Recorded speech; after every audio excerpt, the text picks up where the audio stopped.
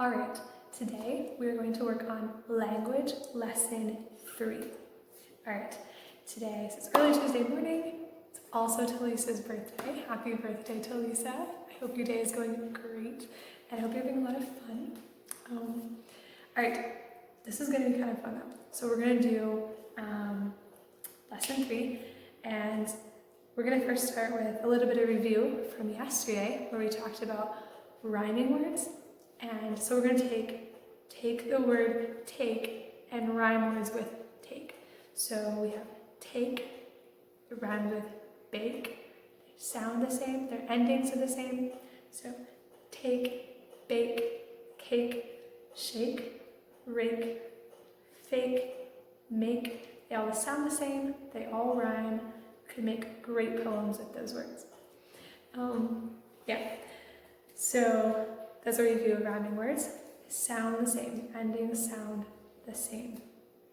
Alright, so go to page number 9 in your language, and the big orange box on the top is called Let's Count Syllables.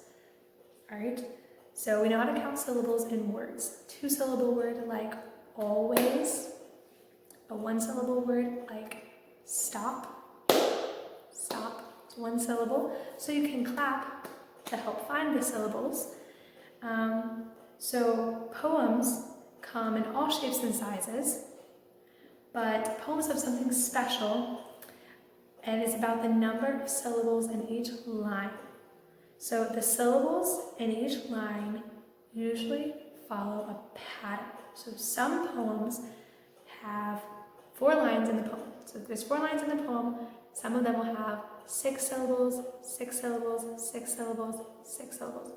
It follows a pattern. All of them only have 6 syllables in each line. In the example, it's called The Cricket. There are 8 syllables in each line, and it shows you that. The next poem, below that, A Bird's Lesson, still in the orange box. It has a pattern too, but it's different. The first line has 8 syllables, the second one has 6. 8, 6, 8, 6. And it keeps going with the same syllables. Alright? So let's count together. So look at the cricket and let's count the first line. Right? And when the rain had gone away, 5 syllables plus 3, that's 8. So there are 8 syllables in the first line. So that's how we're going to count them. If you're not quite sure, you can clap it as you say it. And when the rain had gone away, count the syllables so that way you know for sure how many there are. Okay? But they always follow a pattern.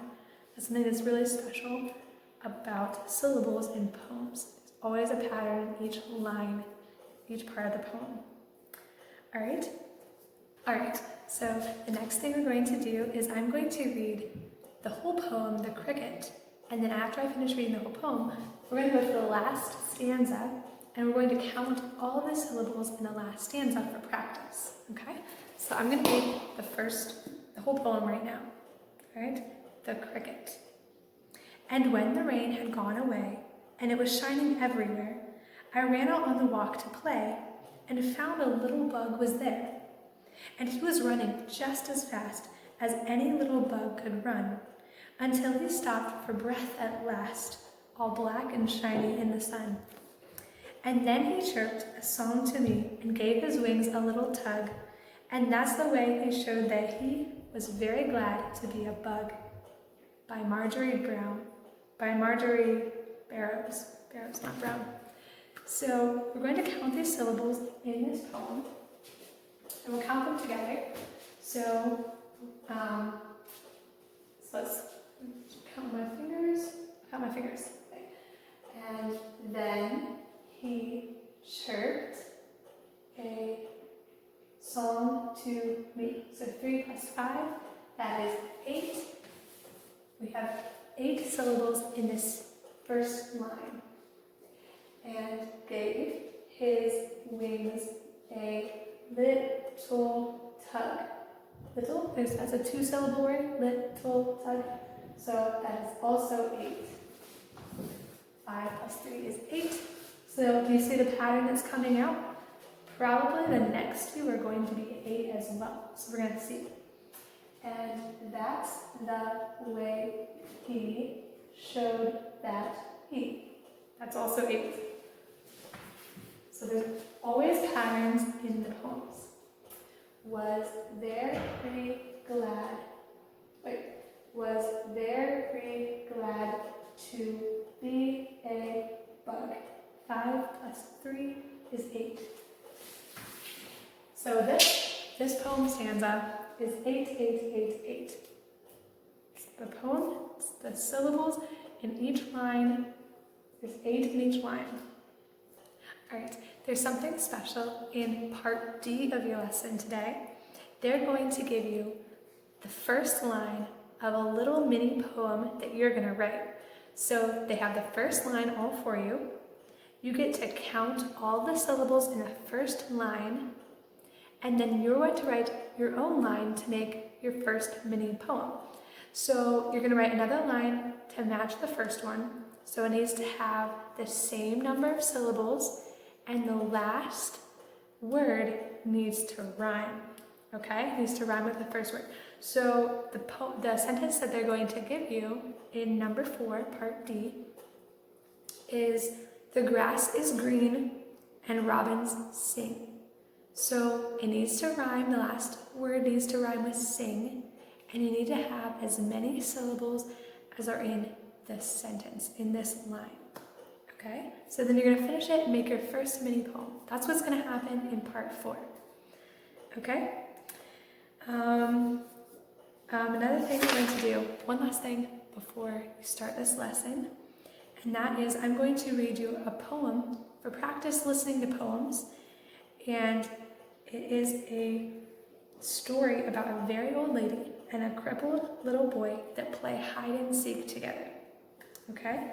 So I'm going to read it pretty slowly so you guys can follow what's going along in the story, in this poem. All right. It's called 1, 2, 3. It was an old lady and a boy who was half past 3. And the way that they played together was beautiful to see. She couldn't go running and jumping, and the boy, no more could he, for he was a thin little fellow with a little twisted knee. They sat in the yellow sunlight out under the maple tree, and the game that they played I'll tell you, just as it was told to me. It was hide and go seek they were playing, though you would never have known it to be, with an old lady and a boy with a twisted knee. The boy would bend his face down on his one little sound right knee, and he'd guess where she was hiding in guesses 1, 2, 3. You're in the china closet, he would cry and laugh with glee. It wasn't the china closet, but he still had 2 and 3.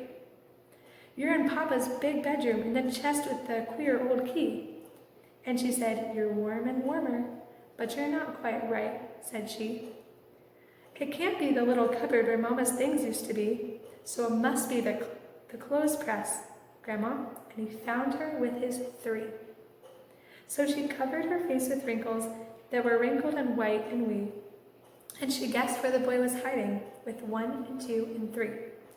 And they never had stirred from their places, right under the maple tree, this old lady, and the boy with a lame little knee. This dear old lady, and the boy who was half past 3. By Henry Kyler Bunner.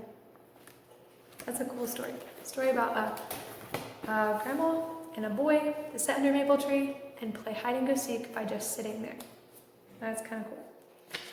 All right, so have a good lesson. Do your work, find a quiet place, study it. If you have any questions, just call me, text me, whatever. All right, have fun.